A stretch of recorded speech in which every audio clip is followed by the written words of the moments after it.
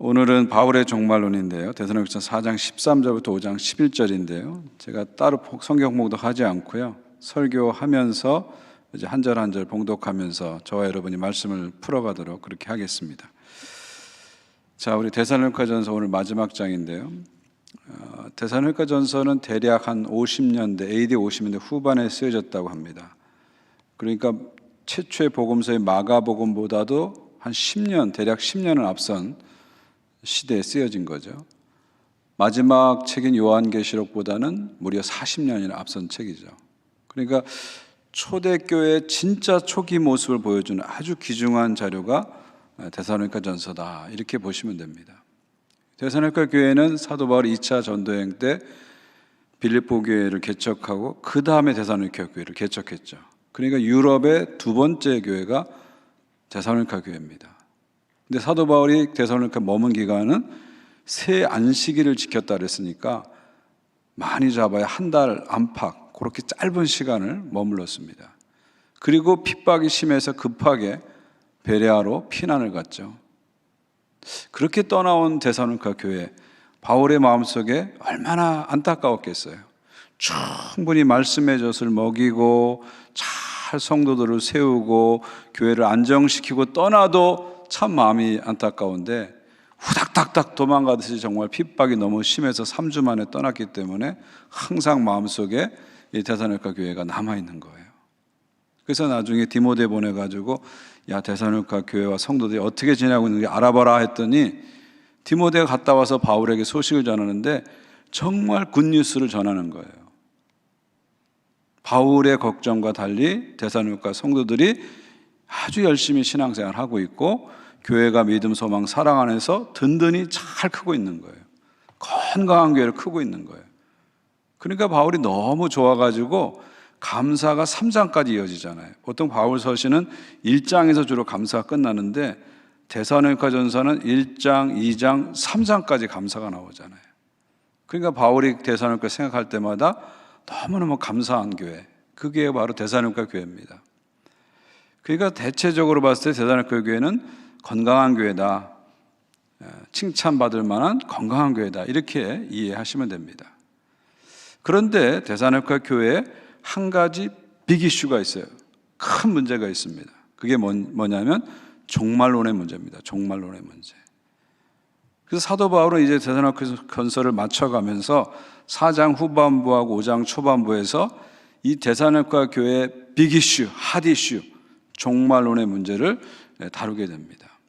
오늘 저와 여러분이 그 본문 데살로니가 교회의 가장 핫 이슈, 종말론의 문제를 같이 나누려고 합니다.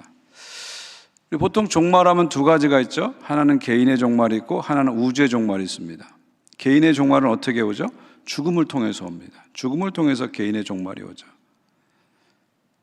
우주의 종말은 어떻게 옵니까? 예수님의 재림을 통해서, 파루시아를 통해서, 예수님의 재림을 통해서 종말이 옵니다. 개인의 종말, 죽음은 너무 확실하죠. 벤자민 프랭클린이 그런 말을 했어요. 세상에 확실한 거는 tax and death 두 개뿐이다. tax and death 두 개만 확실하다. 산 사람은 세금 내야 되고 모든 사람은 죽는다. 이거보다 확실한 거 없다. 그렇게 얘기했어요. 그러니까 우리는 죽는 게 너무 확실하잖아요. 우리는 죽는 게 너무 확실하잖아요. 제가 여러분의 장례식에 참석하거나 아니면 여러분이 제 장례에 참석하거나 둘 중 하나잖아요. 그죠? 근데 그건 아무도 몰라요. 누가 누구 장례에 참석할지 아무도 몰라요. 근데 확실한 것은 우리 인생의 끝에 장례식의 시간이 다 있다는 거. 이거는 확실한 거죠. 그러니까 우리는 끝을 이제 정해놓고 받아놓고 살아가는 사람들이다. 그렇게 볼 수 있습니다. 이 죽음을 통해서 개인의 종말이 온다. 이 죽음의 문제, 이 부분이 있죠. 또 하나는 우주의 종말. 우주의 종말 확실하잖아요. 세상에 시작이 있으면 반드시 끝이 있잖아요. 태초에 말씀으로 천지를 창조하신 하나님께서는 마지막에 예수님의 재림을 통해서 새하늘과 새 땅, 새 창조를 이루신다. 이게 성경의 핵심 내용이잖아요. 시작이 있으면 반드시 끝이 있다. 종말은 있다. 이게 성경의 핵심 사상입니다. 오늘 본문 데살로니가 전서 4장 13절부터 5장 11절은 바로 이 두 가지 문제를 다룹니다. 하나는 개인의 종말, 죽음의 문제, 또 하나는 우주의 종말, 예수님의 재림, 이 두 가지 이슈를 다룹니다. 대전학교 교회 핫 이슈, 이 이슈를 다룹니다. 같이 한번 볼까요? 13절 보십시오. 본문을 같이 한번 읽어보겠습니다. 시작. 형제들아, 자는 자들에 관하여서는 너희가 알지 못함을 우리가 원하지 아니하노니 이는 소망 없는 다른 이와 같이 슬퍼하지 않게 하려 함이라. 자, 자는 자에 대해서 얘기해서 자는 자는 성경에서 누굴 말할까요? 죽은 사람을 얘기합니다. 그래서 바울은 데살로니가전서도 그렇고 고린도전서도 그렇고 다른 서신에서 죽음을 잔다 이렇게 표현했죠. 바울만 그런 게 아니잖아요. 예수님도 그랬어요. 나사로가 죽었다 하지 않고 나사로가 잔다 그랬어요. 나사로 깨우러 가자 그렇게 얘기했습니다. 그러니까 성경의 중요한 그 전통 속에서 봤을 때 죽음은 뭐라고요? 잠으로 봤다. 죽음을 잠으로 봤다. 그렇게 보게 되는 거죠. 그래서 오늘날도 우리가 죽었다 하지 않고 완곡하게 어떻게 표현합니다? 영원히 잠드셨다 이렇게 표현하죠. 한자어로 영면하셨다 이렇게 표현하죠. 우리 서양 문화에도 이 죽음을 잠으로 이해하는 문화가 아주 깊이 깔려 있습니다. 여러분 영어로 묘지가 뭐죠? 묘지가 세미터리죠. 영어로 묘지가 세미터리입니다. 그 세미터리는 헬라어 코이메테리온에서 왔는데 코이메테리온의 뜻이 뭔지 아세요? 슬리핑 플레이스, 잠자는 곳 그런 뜻이에요. 그러니까 세미터리 묘지는 뭐예요? 잠자는 곳이다. 죽은 사람들이 다 잠자는 곳이 세미터리 묘지다. 그러니까 죽음을 잠으로 이해하는 이런 문화들이 영어 속에서 이렇게 우리가 발견되게 되는 거죠. 그러니까 성경에서 죽음을 잠으로 이해한다는 것은 죽음이라는 게 아주 이상하고 저 멀리 있는 괴상한 것이 절대 아니라 그냥 우리 일상에 가까이 있는 것이다 그렇게 이해하는 거죠. 여러분이 오늘 하루도 일찍 일어나셔서 많은 수고하셨어요. 직장에서, 가정에서, 사업장에서 많이 수고했습니다. 힘겨운 싸움을 다 싸우고 오늘 여기 오셨죠. 그리고 집에 가서 이제 피곤한 몸으로 잠자리에 드시잖아요. 마찬가지로 우리가 태어나서 인생을 살아갑니다. 수고의 인생, 고난의 인생을 살아가다가 때가 되면 어떻게 되죠? 영원한 잠을 자는 거죠. 그게 죽음입니다. 그러니까 죽음은 그처럼 잠처럼 이렇게 자연적인 과정이다, 자연스러운 거다 그렇게 보는 거죠. 그리고 이렇게 본다면 우리는 매일 죽음을 연습하는 거예요. 여러분이 잠자리에 들어갈 때마다 이건 죽음을 연습하는구나, 죽는 예행 연습을 하는구나 이렇게 이해하시면 됩니다. 날마다 우리는 잠을 통해서 죽음을 예행 연습하는 거죠. 그러다가 어느 날 내가 일어났는데 이 땅에서 안 일어나고 저 세상에서 일어났으면 그게 죽는 거고, 그러나 내일 아침 이 땅에서 일어나면 또 산 거고, 그게 바로 죽음을 이해하는 거죠. 그러니까 죽음을 잠으로 이해했다, 성경이 죽음을 잠으로 이해했다, 이것은 뭡니까? 죽으면 절대로 끝이 아니라는 거예요. 이게 성경적인 사상입니다. 죽으면 끝이 아니라는 거. 한 번 죽는 것은 사람에게 정한 것이요 그 후에는 심판이 있으리라. 절대 성경은 죽음을 끝이라고 이해하지 않는다는 거예요. 죽으면 자지만 결국 다시 깨어난다는 거예요. 중요한 거는 어떻게 깨어나느냐, 어두운 가운데 깨어나느냐, 주님과 함께 깨어나느냐, 절망 가운데 깨어나느냐, 소망 가운데 깨어나느냐, 이 차이만 있는 거예요. 죽음은 절대 끝이 아니에요. 죽음 이후에 세계가 있다는 것을 성경이 잠으로 본다는 것을 우리 알게 되죠. 지금 데살로니가 교회 문제는 뭐냐면요, 그 자신들의 주변에 있는 교우들, 또 자신의 주변에 있는 가족들이 죽어가는 문제예요. 사별의 문제를 지금 다루고 있는 겁니다. 사별의 아픔을 겪으면서 이 사람들은 어떻게 될까, 이런 고민들을 지금 데살로니가 교인들이 하고 있는 겁니다. 자, 오늘날 평균 수명은 선진국에서 한 80세 정도 됩니다. 그런데 여러분, 꼭 옛날엔 그러지 않았거든요. 1940년대 세계 평균 수명이 대략 어느 정도인지 아세요? 선진국 같은 경우 40세예요, 평균 수명이. 1950년대 선진국의 평균 수명이 50세였어요. 그러면 예수님 당시, 초대교회 당시로 돌아가면 평균 수명이 얼마나 될까요? 25세 전후. 이 말은 무슨 얘기입니까? 살아가면서 많은 사람들이 사별의 아픔을 겪을 수밖에 없는 것이 고대 시대의 상황이었다, 이렇게 보시면 됩니다. 그래서 살아가면서 남편을 먼저 보내고, 아내를 먼저 보내고, 자식을 먼저 보내고, 부모를 먼저 보내고, 이런 것들이 고대 시대는 너무 많이 일어났다는 거예요. 그런 걸 많이 겪을 수밖에 없는 그런 환경 속에 있다는 것을 여러분이 한번 생각하시면 좋겠습니다. 그러니까 열심히 대살로니가 교회 교인들 중에서 열심히 신앙생활하면서 주님의 재림을 기다리면서 주님 재림 오면 우리가 완전한 구원 얻을 것이다 소망 가운데 나가는데 덜커덩 부모님이 돌아가시고 덜커덩 아내가 죽고 덜커덩 남편이 죽고 덜커덩 자식이 죽고 이런 걸 보면서 사별의 아픔을 겪으면서 너무 힘든 거예요. 여러분, 사랑한 사람이 죽는다는 것은 어떤 의미에서 내 일부가 떨어져 나가는 거 아닙니까? 내 일부를 잃어버리는 거 아닙니까? 그러니까 사별의 아픔은 참 힘든 거죠. 그리고 오랫동안 우리를 힘들게 하는 거죠. 지금 그 고통을 데살로니가 교회 안에서 많은 사람들이 겪고 있다는 것을 여러분은 이해하셔야 됩니다. 근데 더 큰 문제는 뭐냐면 사별의 아픔도 힘들지만 더 큰 문제는 뭐냐면 이 사람들이 어떻게 될지에 대한 확신이 없는 거예요. 교인들이. 혹시 먼저 죽은 나의 사랑하는 가족들, 먼저 죽은 나의 사랑하는 교우들은 혹시 구원의 대상에서 제외되는 게 아닌가? 주님 오시기 전에 죽었기 때문에 구원의 대상에서 제외되는 건 아닌가? 이런 혼란과 의심과 흔들림이 있는 거죠. 그 소식을 디모데로부터 바울은 듣게 되고 여기에 대해서 답을 쓰기 위해서 지금 편지를 보낸 겁니다. 13절에서 그래서 자는 자들에 관해서 죽은 자들에 관해서 너희들이 알지 못하기를 원치 않는다. 확실하게 명쾌하게 알기 원한다. 그래서 세상 사람들처럼 소망 없는 세상 사람들처럼 슬퍼만 하지 말고 이것을 믿음으로 극복하기를 원한다. 이런 말을 하는 겁니다. 그러면서 구체적으로 얘기하죠. 14절 15절 보십시오. 우리가 예수께서 같이 읽을까요? 14절 15절 시작.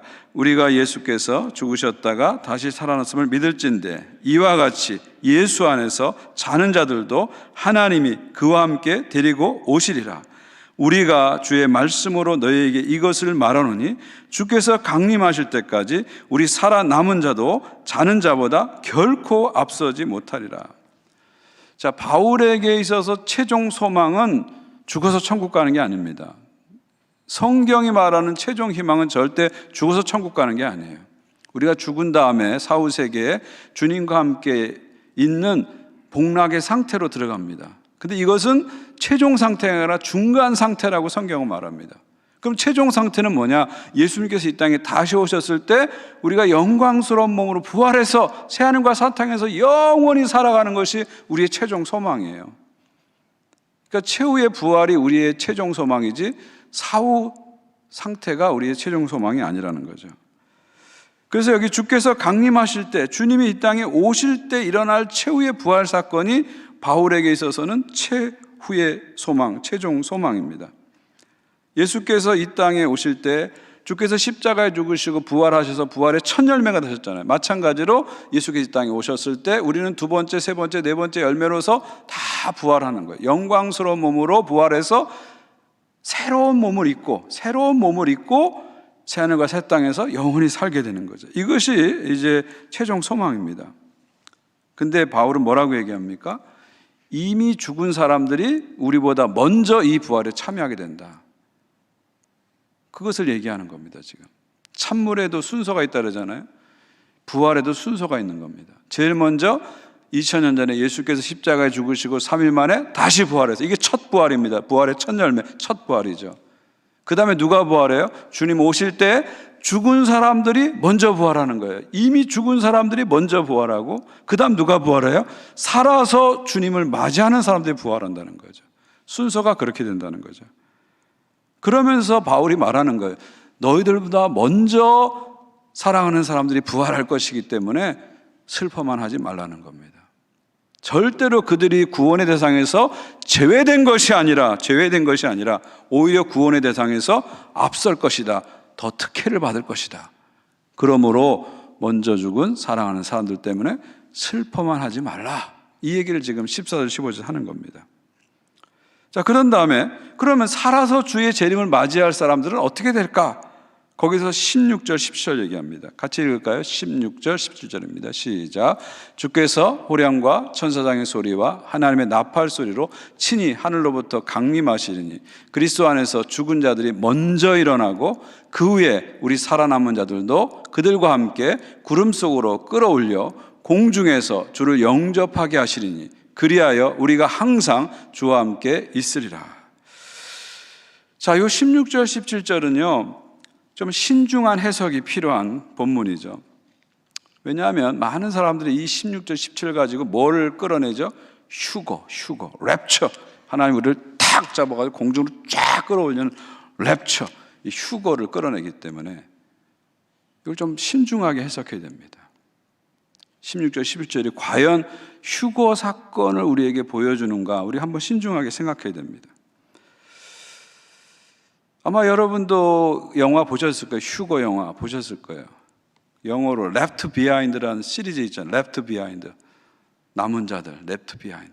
그 영화 보셨을 거예요. 저도 아마 중학교 때인지 고등학교 때인지 하여간 기억은 정확치 않는데 본 것 같아요. 교회에서 본 것 같아요. 그래서 그거 보고 나서 너무너무 무서워서 밤에 잠을 못 잤어요. 그 휴거 영화 보고서. 그 영화 보시면 아시잖아요. 갑자기 아내와 남편이 있는데 뭐 차를 몰고 남편이 가는데 아내가 그냥 갑자기 사라진 거예요. 하늘로 쫙 올라가는 거예요. 그리고 옷만 남아 있는 거예요. 그리고 여러 사람이 차를 몰고 가는데 갑자기 운전수들이 팍팍 올라가니까 차가 갑자기 운전수가 없으니까 막 부딪혀가지고 난리가 나는 거예요. 도로가 난리가 나는 겁니다. 또 어떤 경우에는 조종사가 갑자기 휴거하는 바람에 비행기가 그냥 꽉 부딪혀가지고 사람들이 죽고 남은 사람들이 막 패닉에 빠져가지고 뭐 난리가 나죠. 이 영화를 여러분 기억하실 거예요. 과연 이 16절 17절이 바로 그런 사건을 우리에게 보여주고 있는가 하는 거죠. 16절 17절을 우리가 이해할 때 알 것은 뭐냐면 이 16절 17절의 이것은 신화는 아닙니다. 절대 신화는 아니에요. 이건 실화입니다. 장차 일어날 일들을 보여주는 거예요. 장차 일어날 실제 사건을 보여주는 거예요. 이건 신화가 아니라 실화입니다.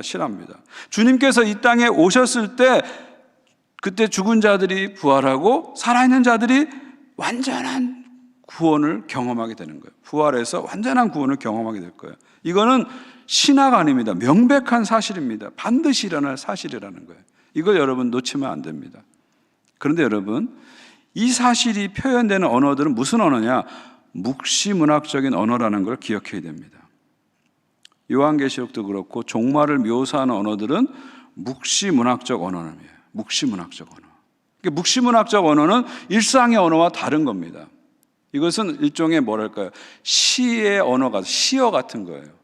상징적인 언어다, 이렇게 이해하시면 됩니다. 그러니까 묵시문학적인 언어라고 이해하면서 이 16절 17절을 우리가 이해해야 됩니다. 절대 신화는 아닙니다. 실제 장차 일어날 실화입니다. 실화예요. 신화가 아니라 실화입니다. 그러나 그것을 표현하는 방식은 묵시문학적인 언어로 표현했다. 이걸 기억하고 16절 17절을 봐야 됩니다. 많은 크리스찬들이 이 16절 17절을 문자 그대로 해석해가지고 막 하늘 막 올라가는 이 휴거 사건을 그려내는데요. 여러분, 성경을 문자적으로 이해하는 것이 성경을 가장 잘 이해하는 걸까요? 성경은 문자적으로 받아들일 것도 있지만 많은 경우 성경의 내용은 상징적인 언어입니다. 상징적인 언어예요.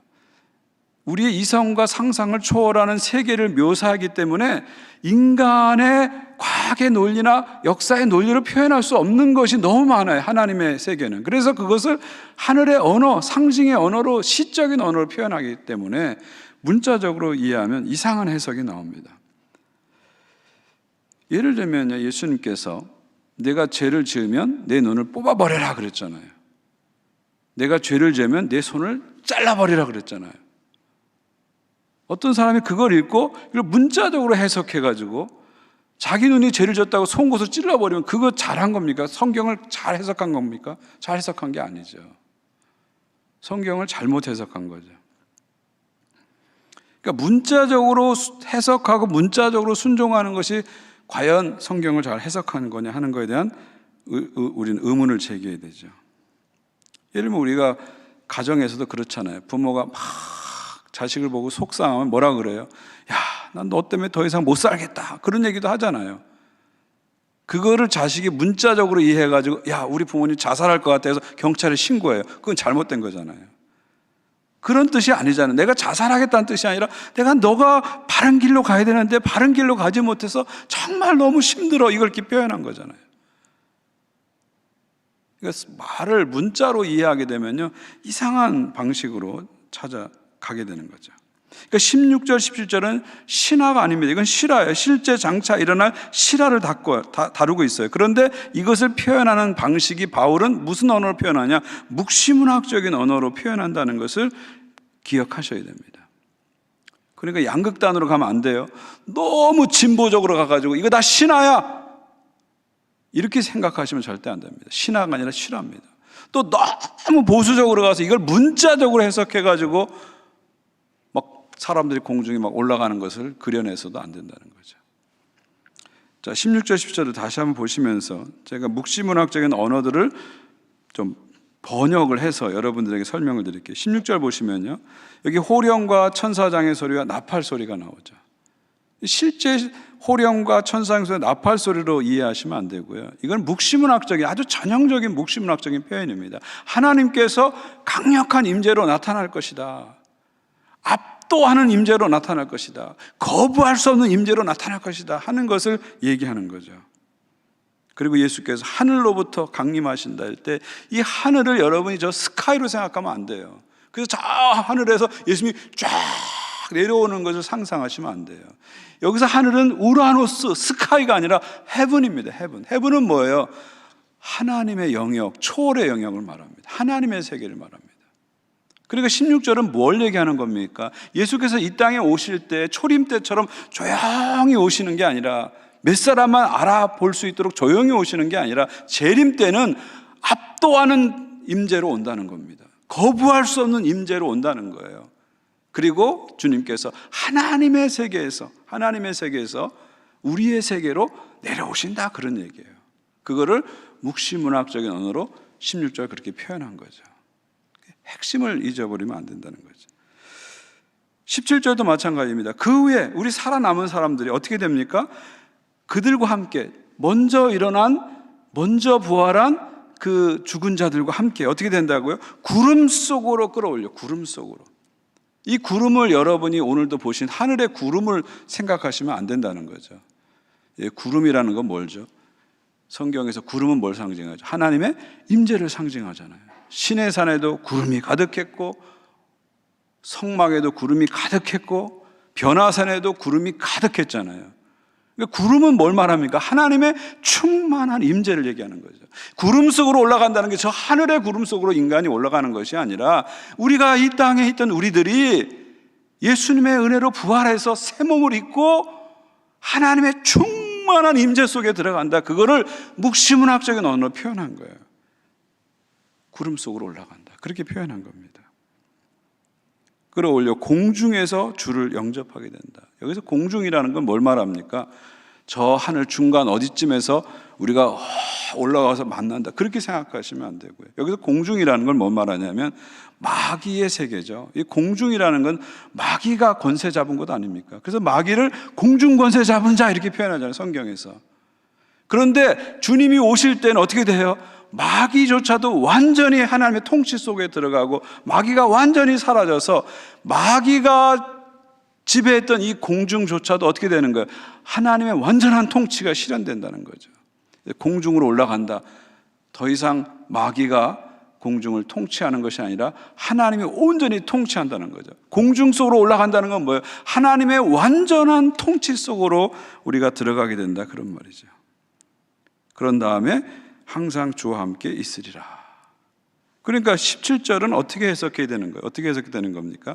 우리 살아남은 자들이 주님이 오시면 하나님의 충만한 임재, 주님의 충만한 임재 속에 들어가서 하나님의 온전한 통치를 받으면서 예수 그리스도와 극적인 만남을 갖게 되는 거예요. 영광스러운 만남을 갖게 된다는 것을 묵시문학적으로 표현한 거예요.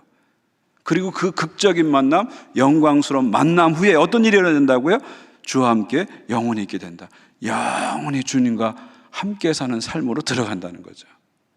그거를 17절에서 묵시문학적인 표현을 이렇게 표현한 겁니다. 이렇게 이해하면 핵심이 명확해지는데, 이걸 문자적으로 풀어가기 시작하면 우리 핵심은 멀리 가고 이상하고 기괴한 그림을 우리가 그려내게 되는 거죠. 그러니까 두 가지 유혹에 우리는 직면합니다. 이 종말에 일어난 일을 신화로 자꾸 보려고 하는 유혹, 여기 넘어가면 안 됩니다. 이거 절대 신화 아닙니다. 실화입니다. 장차 반드시 일어납니다.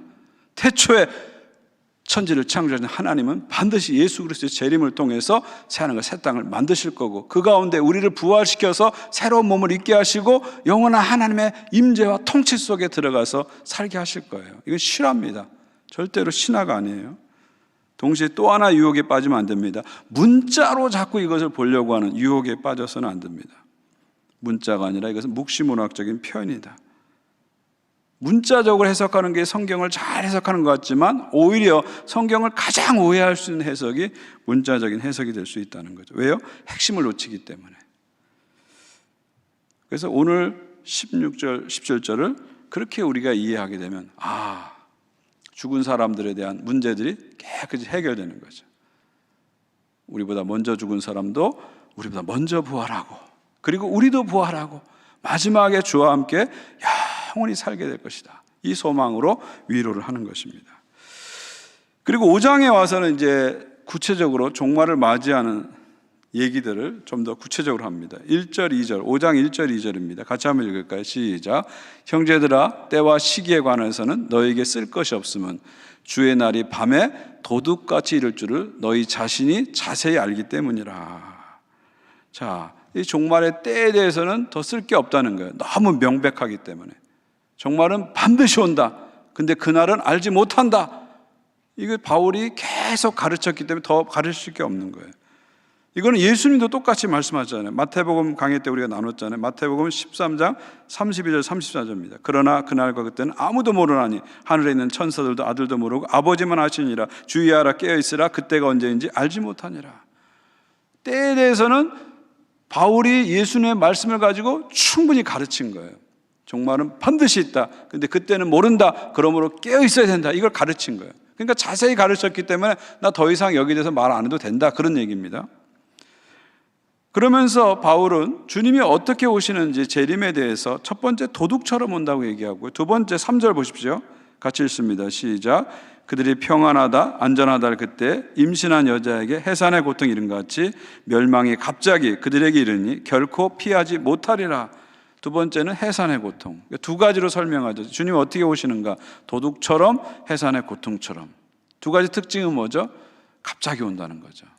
예상치 못하는 순간 갑자기 온다는 거예요. 그러니까 이 종말의 문제를 재림의 날짜를 알아서 해결하려고 시도하지 말라는 거예요. 주님은 어차피 갑자기 우리가 알지 못하는 시간에 오기 때문에 그 날짜를 계산해서 알아내서 준비하려고 하는 태도는 잘못된 태도라는 거예요. 왜냐하면 그날은 우리가 모르기 때문에. 그럼 어떻게 준비해야 되느냐? 올바른 해결책은 언제 오실지 모르기 때문에 깨어 있으라. 이것이 이제 해결책입니다. 그러면서 4절 이하부터 쭉 그 종말의 현상들을 우리에게 우리 종말을 맞이하는 태도들을 쭉 보여주죠. 자, 이거를 이해하기 위해서는 바울의 이 종말론을 이해하려면 성경 전체의 종말론의 시간들을 좀 이해할 필요가 있습니다. 성경은 우리 믿는 사람들은 두 시대를 살고 있다 그러잖아요. 2세대, this age, 그리고 오는 세대, age to come, 오는 세대, 두 세대를 살고 있다고 하잖아요. 태초에 2세대가 시작됐죠. 2세대가 쭉 갔습니다. 2세대가 갔는데 예수께서 이 땅에 오심으로 오는 세대가 들어온 거예요. 예수님께서 이 땅에 오심으로 오는 세대가 들어온 겁니다. 그러니까 지금 우리가 사는 시대는 2세대와 오는 세대가 같이 가는 시대입니다. 그러다가 예수님께서 이 땅에 오실 때 2세대는 끝이 나고 결국 오는 세대, 영원한 세대, 새 시대만 계속된다. 이 두 세대론을 성경은 얘기하는 거죠. 그러니까 우리는 이 세대를 살지만 동시에 예수께서 이 땅에 이미 오셔서 부활과 십자가로 하나님 나라의 승리를 이루셨기 때문에 오는 세대를 동시에 살고 있다는 것입니다. 육신을 가지고 이 땅에 이 세대를 살지만 동시에 이미 시작한 오는 세대의 삶을 살고 있다는 거죠. 이걸 다른 말로 얘기하면 이미 우리는 영생을 얻었다는 거죠. 이 영생이란 말이 요한복음에 나오는데 조에 아이온의 뜻은 뭐냐면 life of age to come, 오는 세대의 삶, 그런 뜻이거든요. 그러니까 여러분은 이미 이 세대를 살지만 주님이 이 땅에 오셨고 여러분은 그분을 받아들이셨기 때문에 오는 세대의 삶, 영생을 이미 살고 있는 거예요. 다른 말로 얘기하면 하나님 나라가 예수님을 통해서 이 땅에 이미 임했기 때문에 우리는 이 땅의 삶을 살지만 동시에 하나님 나라의 삶을 사는 겁니다. 이 두 개의 시대를 살고 있다. 두 개의 시민권을 가지고 있다. 듀얼 시티즌십. 이게 아주 기독교 윤리의 아주 중요한 사상입니다. 이 땅의 시민으로 살지만 동시에 이미 우리는 하나님 나라 백성이 되기 때문에 천국의 시민으로 살아간다는 거죠. 그래서 땅의 의무를 다하지만 동시에 기준은 항상 천국, 하나님 나라를 이미 온 시대를 기준으로 살아간다. 이것이 크리스찬의 윤리의 핵심 중에 핵심이죠. 이게 바로 성경이 말하는 종말론적인 삶입니다. 근데 성경은 우리가 살고 있는 이 세대를 어둠이라고 표현하고요, 예수님을 통해서 온 세대를 빛이라고 표현하죠. 그러니까 이 세대가 어둠의 세대로 가고 있는데 예수께서 세상의 빛으로 이 땅에 오심으로 오는 세대가 이미 시작된 거예요. 마치 태초에 빛이 있으라 하면서 새로운 시대가, 새로운 세계가 열렸듯이 어둠 가운데 빛 대신 예수님이, 세상의 빛으로 예수님이 오심으로 말미암아 새로운 시대가 열린 거죠. 새로운 시대가 열린 거죠. 그러니까 우리는 이 이중구조 속에 살고 있는 거죠. 이 세대와 오는 세대, 어둠 속에 있는 세대를 살지만 동시에 빛의 세대를 살고 있는 것입니다. 그래서 우리들을 가리켜서 빛의 자녀다, 낮의 자녀다 이렇게 표현한 거죠, 성경은. 그래서 빛의 자녀인 우리들은 어둠의 시대를 따라 사는 것이 아니라 이미 주님을 통해서 온 빛을 따라서, 빛의 세대를 따라 살아야 된다. 이것이 이제 성경적인 종말론적인 사상에서 표현되는 겁니다. 이걸 베드로 사도는 이렇게 표현했죠. 베드로전서 2장 9절입니다. 그러나 너희는 택하신 족속이요 왕같은 제장들이요 거룩한 나라요 그의 소유된 백성이니 이는 너희가 어두운 데서 불러내어 그의 기이한 빛에 들어가신 이의 아름다운 덕을 선포하게 하라 함이라. 그러니까 우리는 어둠의 시대, 이 세대에 살았는데 주님께서 세상의 빛으로 오셨고 그 빛 대신 주님을 믿음으로 말미암아 우리는 어둠 가운데서 어디로 옮겨졌다고? 빛으로 옮겨졌다는 거예요. 누굴 통해서? 예수님을 통해서 빛으로 옮겨졌다는 거죠. 그러므로 우리가 살아갈 삶은 우리를 어둠에서 빛으로 옮겨주신 예수님을 드러내는 삶, 선포하는 삶, 선교적 삶을 살라, 그런 말입니다. 그러니까 우리는 이미 예수 그리스도 믿음으로 구원을 받았고 영생을 받았고 하나님 나라를 경험하면서 살아가는 것입니다. 그래서 이 땅의 시대를 이 세대를 살아가지만 하나님 나라를 기준으로, 빛을 기준으로 살아간다. 이것이 이제 성도의 삶의 모습이죠. 이런 이해를 갖고 이제 4절 이하를 보게 되면 우리가 명쾌하게 보여집니다. 4절, 5절, 6절입니다. 같이 한번 읽을까요? 시작. 형제들아 너희는 어둠에 있지 아니하며 그날이 도둑같이 너에게 임하지 못하리니 너희는 다 빛의 아들들이요 낯의 아들들이라. 우리가 밤이나 어둠에 속하지 아니하나니 그러므로 우리는 다른 이들과 같이 자지 말고 오직 깨어서 정신을 차릴지라. 그러니까 우리는 이미 예수 그리스도, 빛 대신 예수 그리스도를 믿음으로 말미암아 뭐가 바뀐 거예요? 정체성이 바뀐 거예요. 그래서 빛의 아들이 된 겁니다. 빛의 자녀가 된 거예요. 낮의 아들, 밤의 아들들이 아니라 낮의 아들이 된 겁니다. 낮의 자녀가 된 겁니다. 어둠의 자식들이 아니라 이제는 빛의 자녀들이 된 거예요. 밤의 자식들이 아니라 낮의 자녀들이 된 겁니다. 이 정체성이 바뀐 겁니다. 우리가 밤이나 어둠에 속하지 아니었다. 이제는 소속이 바뀐 거예요. 옛날에 우리가 예수 믿기 전에는 이 세대에 속한 사람, 밤에 속한 사람, 우리의 소속이 밤이었어요. 근데 예수님이 이 땅에 오시고 그분을 믿음으로 말미암아 우리는 빛으로 소속이 바뀐 겁니다. 그러니까 정체성과 소속이 바뀌었기 때문에 이제부터 너희들은 어둠을 따라 살지 말고 빛을 따라 살라, 그런 말이에요. 빛의 자녀가 됐기 때문에 빛을 따라 살라는 것이죠. 그 빛을 따라 사는 삶이 뭐죠? 자지 말고 깨어서 정신을 차리는 삶이죠. 깨어 정신 차리는 삶, 이것이 빛의 삶인 것이죠. 여기서 정신 차리다는 것은 술 먹지 말라 그런 뜻이거든요. 헬라어 원문은 네포라 그러는데 이게 술 먹지 말라, 술 먹지 않은 상태를 말합니다. 그러니까 밤의 문화 속, 밤의 문화는 뭐죠? 술 먹는 문화잖아요. 술 취하는 문화잖아요. 계시록도 보게 되면 바벨론의 음녀가 사람들에게 뭘 권하죠? 포도주를 권하죠. 술을 권하는 거예요.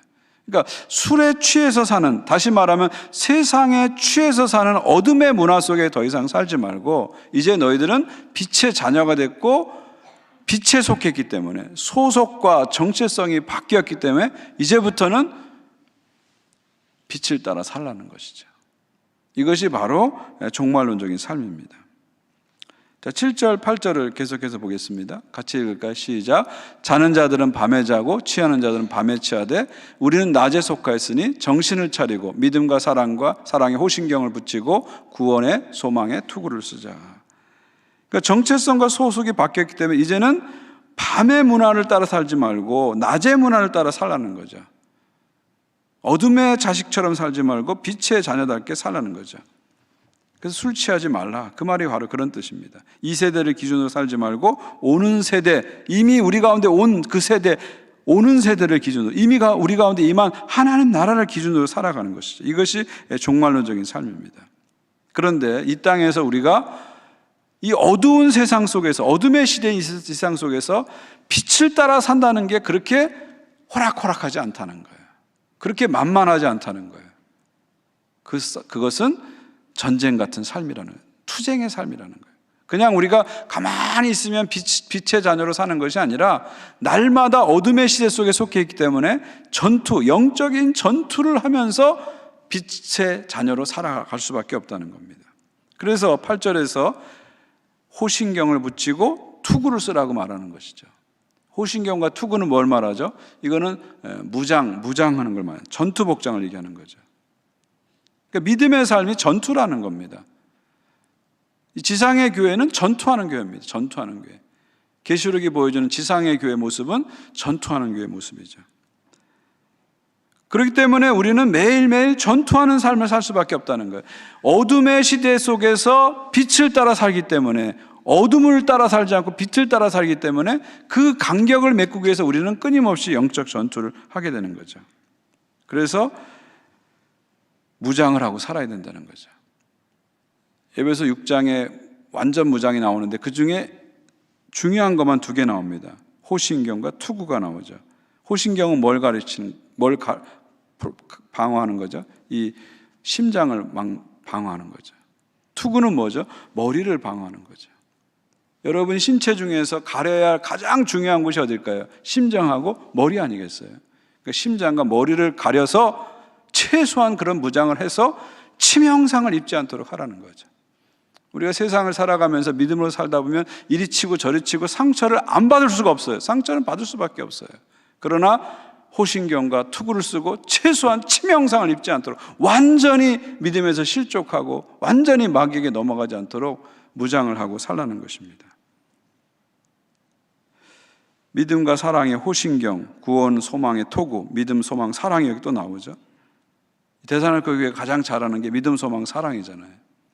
너희들이 탁월하게 잘하고 있는 믿음, 소망, 사랑을 끝까지 붙잡고 믿음을 붙잡고 영적으로 무장하고 세상 속에서 영적인 전투를 하는 삶을 살라, 그렇게 말하고 있는 거죠. 9절을 보십시오. 하나님이 우리를 세우시면 노하심에 이르게 하심이 아니요 오직 우리 주 예수 그리스도 말미암아 구원을 받게 하려 하심이니라. 소망은 뭐예요? 우리를 하나님께서, 우리가 이 전투 속에서 때로는 넘어지고 자빠지고 상처 입지만 우리가 믿음 안에 서 있으면 결국 우리는 구원을 받게 된다는 거죠. 여기서 구원은 완전한 구원을 얘기하는 겁니다. 저와 여러분 이미 구원 받았어요. 그리고 지금도 구원을 경험해 가고 있어요. 근데 장차 주님 오시면 완전한 구원 속에 들어가게 되는 것입니다. 그 구원을 지금 얘기하는 거죠. 우리 소망이 거기이기 때문에 계속해서 그것을 바라보고 나가라는 거죠. 근데 이 구원이 누구를 통해서 옵니까? 우리 주 예수 그리스도로 말미암아, through Jesus, 예수를 통해서 오는 거죠.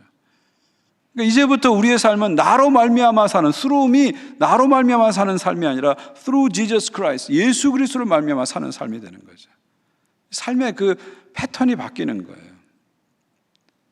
그러니까 예수 믿는 삶은 자꾸 나로 말미암아 살면 안 돼요. 그리스도로 말미암아 살아야 됩니다. 나를 통해서 자꾸 살려면 안 되고요. 예수님을 통해서 사는 훈련을 자꾸 하셔야 됩니다. 그렇게 무너지고 그렇게 자빠지는데 왜 자꾸 나를 붙잡고 나를 통해서 살려고 하니까 또 무너지고 또 자빠지고 또 계속 반복되는 거 아닙니까? 절대 나를 통해서 사는 삶이 아니에요. 그럼 우리는 자꾸 무너지고 자빠지고 소망이 없습니다. 나를 통해서 사는 것이 아니라 그리스도를 통해서 사는 겁니다.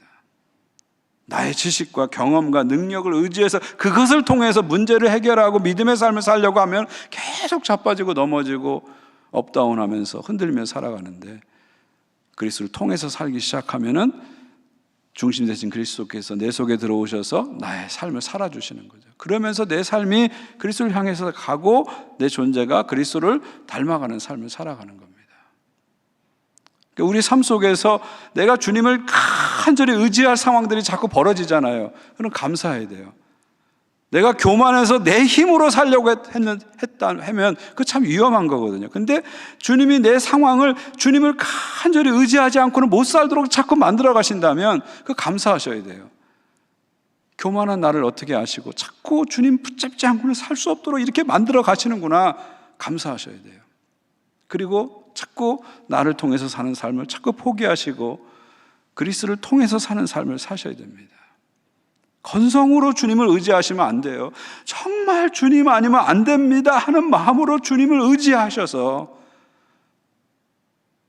그리스도를 통해서 사는 삶이 자꾸 여러분 안에 실현돼 가면서 여러분이 예수님 닮아가고 여러분 삶 가운데 주님의 영광과 열매가 이제 그때부터 나타나는 거예요.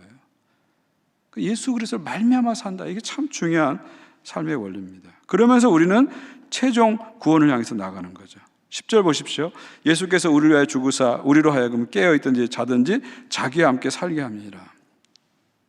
깨든지 자든지 살아있든지 죽었든지 자기와 함께 살게. 최종 희망은 예수님과 함께하는 삶. 이것이 최종 희망이죠.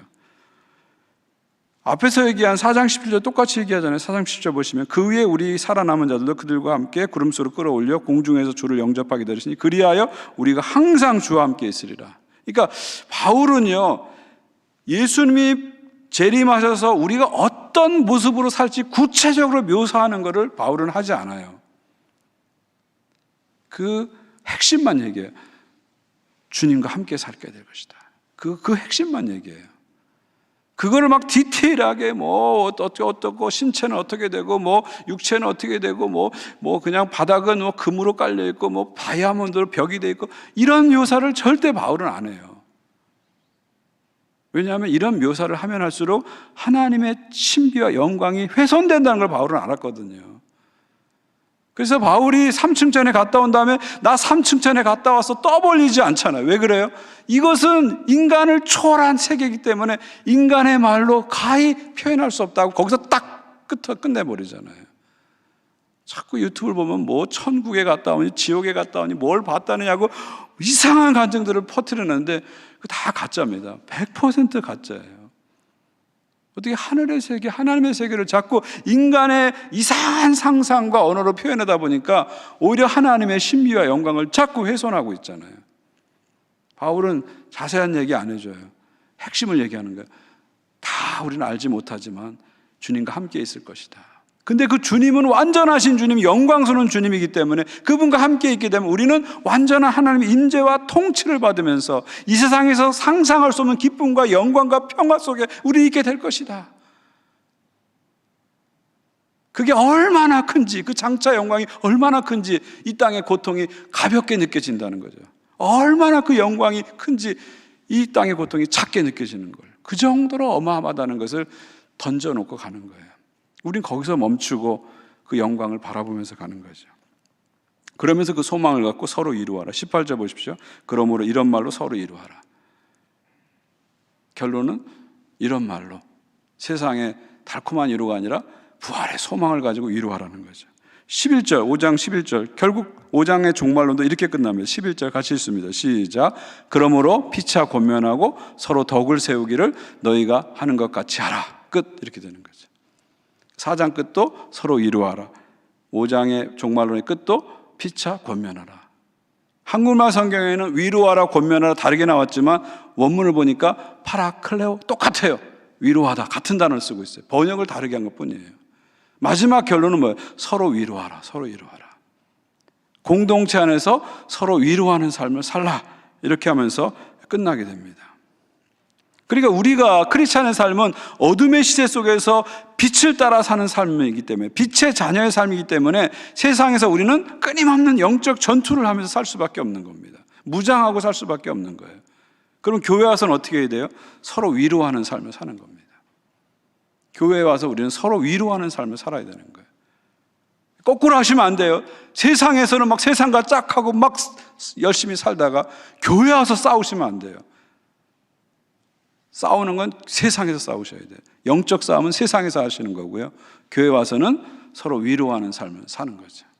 교회 와서 영적 싸움 하시면 안 돼요. 와, 네가 참이 내가 맨날 정죄하고 비난하고 절대 싸우시면 안 돼요. 여기 와서는 서로 힘을 빼서는 안 되고 힘을 줘야 되는 거예요. 힘을 줘야 되는 거예요. 왜요? 우리 모두가 다 세상에서 전투하는 삶을 살고 왔기 때문에, 다 힘겨운 싸움을 하고 왔기 때문에 여기 와서 할 일은 뭐예요? 피차 위로하라. 피차 위로하라. 서로 위로하는 거예요. 서로 위로하는 거죠. 그러니까 기본적으로 교회 모든 모임은 서로 위로하는 모임이 돼야 돼요. 당신도 한 주간 이 세상 속에서 힘겨운 싸움을 하고 오셨군요. 주님 말씀 대로 살려고 비틀거리면서 힘들게 살았군요. 저도 그랬습니다. 서로 위로하고 격려하는 게 교회 모든 모임이 돼야 돼요. 모든 모임이 돼야 돼요. 거꾸로 하면 안 돼요. 세상 가서는 파티하고 교회 와서는 싸우고 이거 안 돼요. 거꾸로 하시면 안 돼요.